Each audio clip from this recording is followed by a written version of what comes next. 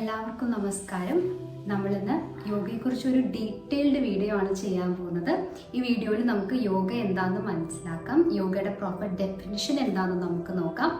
അതേപോലെ ഒത്തൻറ്റിക് ടെക്സ്റ്റുകളിൽ യോഗയെക്കുറിച്ച് എന്താണ് എഴുതി വെച്ചിട്ടുള്ളതും നമുക്ക് ഇന്ന് ഈ വീഡിയോയിലൂടെ കാണാം. അപ്പോൾ ധാരാളം ആളുകൾക്ക് കുറേ തെറ്റിദ്ധാരണകൾ യോഗയെക്കുറിച്ചുണ്ട്. ചിലവർക്ക് ഫ്ലെക്സിബിലിറ്റി മാത്രമാണ് യോഗ ചെയ്യണമെങ്കിൽ തന്നെ ബോഡി ഫ്ലെക്സിബിൾ ആയിരിക്കണം, ബോഡി സ്ലിം ആയിരിക്കണം, അങ്ങനെയുള്ളവർക്കാണ് യോഗ എന്ന് ചിന്തിക്കുന്നവരുണ്ട്. കൂടാതെ ധ്യാനിച്ചാൽ അല്ലെങ്കിൽ ധ്യാനം അത് മാത്രമാണ് യോഗ എന്ന് വിചാരിച്ച് വെച്ചിരിക്കുന്നവരും ഉണ്ട്. അപ്പോൾ യഥാർത്ഥത്തിൽ യോഗ കൊണ്ട് നമ്മൾ എന്താണ് ഉദ്ദേശിക്കുന്നത്, അല്ലെങ്കിൽ വാട്ട് ഈസ് യോഗ, അതിൻ്റെ പ്രോപ്പർ ഡെഫിനിഷനാണ് നമ്മൾ ഇന്ന് ഈ വീഡിയോയിൽ നോക്കാൻ പോകുന്നത്. അപ്പോൾ മഹർഷി പതഞ്ജലി യോഗ സൂത്രാസിൽ പറഞ്ഞു വെക്കുന്നത് ഇങ്ങനെയാണ്: യോഗ ചിത്ത വൃത്തി നിരോധ.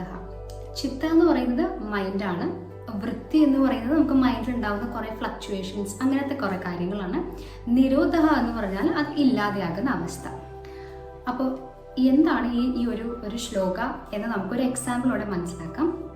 അതിനായിട്ട് നമുക്കൊരു ലേക്ക് ഒന്ന് ഇമാജിൻ ചെയ്യാം. ഓക്കെ, ആ ലേക്കിൽ നല്ലോണം വെള്ളം ഇങ്ങനെ ഒഴുകുന്നുണ്ട്. പക്ഷേ ഈ വെള്ളം ഓരോ അഴുക്കും പൊടിയും കല്ലും മണ്ണും ഒക്കെ വെച്ച് അഴുക്കായിട്ടുള്ള വെള്ളമാണ് ഈ ലേക്കിലൂടെ ഒഴുകുന്നത്. അപ്പോൾ അതുകൊണ്ട് തന്നെ നമുക്ക് ഈ ലേക്കിൻ്റെ ബോട്ടം കാണാൻ പറ്റില്ല. പോരാത്തിന് നല്ലോണം കാറ്റുള്ളത് കൊണ്ട് തന്നെ ഇതിന് നല്ലോണം ഒഴുക്കുമുണ്ട്. ഇനി നമുക്ക് ഇതിൻ്റെ ബോട്ടം കാണണമെന്നുണ്ടെങ്കിൽ നമ്മൾ എന്ത് ചെയ്യണം? നമ്മളിതിൻ്റെ അഴുക്കൊക്കെ ഒന്ന് മാറ്റണം.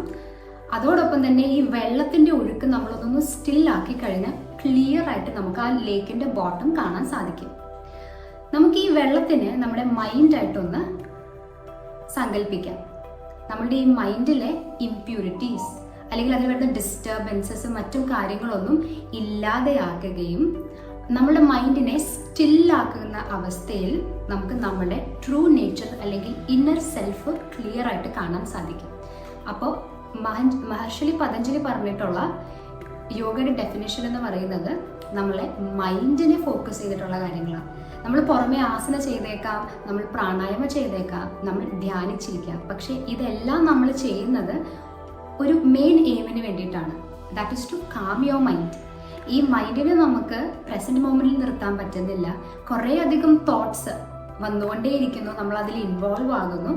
ഇങ്ങനെ കുറേ അധികം ഫ്ലക്ച്വേഷൻസ്, നമ്മൾ നേരത്തെ പറഞ്ഞിട്ടുള്ള ആ ഇംപ്യൂരിറ്റീസും മറ്റു കാര്യങ്ങളും, അല്ലെങ്കിൽ വൃത്തി എന്ന് പറയുന്ന ആ വാക്കെന്ന് പറയുന്നത് ഇതിനെ ഫ്ലക്ച്വേഷൻസ് ആണ് ഉദ്ദേശിക്കുന്നത്. അങ്ങനെ മൈൻഡിനെ നമ്മൾ ഈ പറയുന്ന യോഗയിൽ എന്തൊക്കെയാണോ നമ്മൾ ചെയ്യുന്നത്, ടുവേർഡ്സ് ദി എൻഡ് അതിൻ്റെ മെയിൻ ഗോൾ എന്ന് പറയുന്നത് മൈൻഡിനെ കാമാക്കുക, മൈൻഡിനെ സ്റ്റില്ലാക്കുക. And through this you are going to see who you R.